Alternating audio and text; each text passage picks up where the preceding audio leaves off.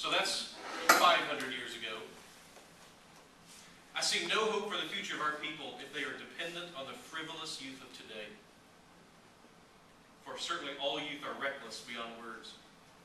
Sound familiar? The frame, he could have put in the plumbing and done the electricity. And when I built a house in the last few years, I actually decided to run my own electrical work just to figure out, okay, this is totally out of my world of expertise, but I want to learn something that's totally at a 90-degree angle from what I would normally know and try to run my own electrical work. And it hasn't burned down yet, so it seems to be working fine. The issue is, normally when we have a problem, we understand our one area. There's usually Fort Worth at the zoo. Sure. Are they going to be cold? Yes, they are. You know that. You know they're going to be cold. So you go, here's the deal. No whining. You're not borrowing anybody else's coat, and we're not coming home early. And you choose whether to wear a coat.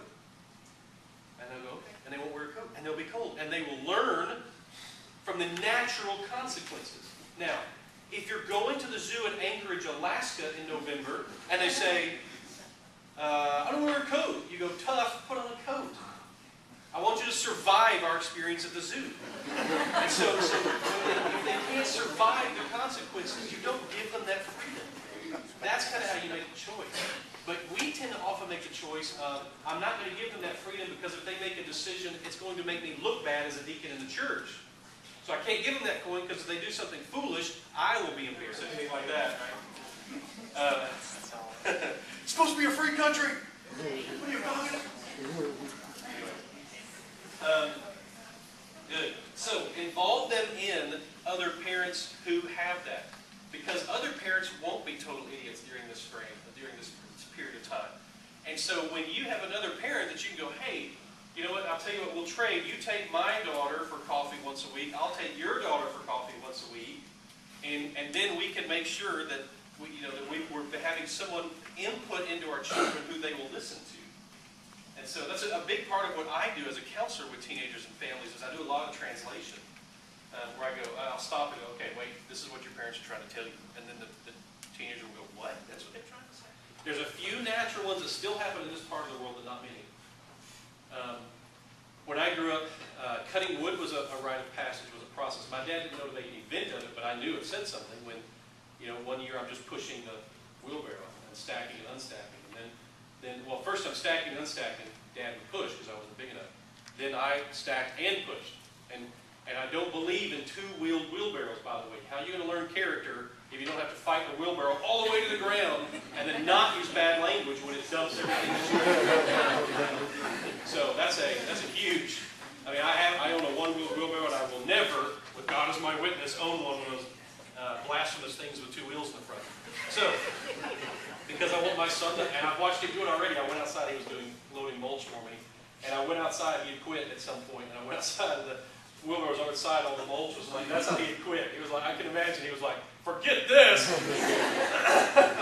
It's exactly what I wanted. So we need them. And so eventually, the day that my dad handed me a chainsaw, I knew, I'd actually heard my dad use the phrase, I wouldn't trust that man with a chainsaw about somebody. Because when my dad did not consider a chainsaw something for a boy, boys don't operate chainsaws, men do.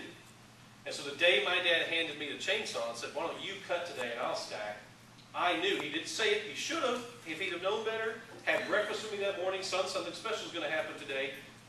I know to do that, I don't get an excuse. Neither do you now. But to say, something's going to happen today, and the deal is you're running the chainsaw today. Let me tell you what that means, I think.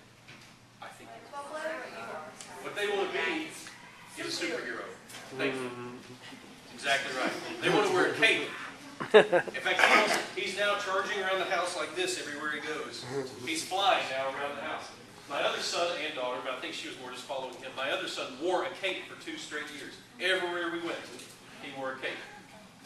And people would stop him and would say, why are you wearing a cape? He would say, because I'm going to be a superhero. And they would go, well, you can't really be a superhero. And I would always be like, shut up. Tell him that. Of course he's going to be a superhero. I'm sure by the time he's in his 30s, he'll realize that being a superhero in the real world doesn't mean wearing a cape. But that doesn't mean he's not going to be a superhero.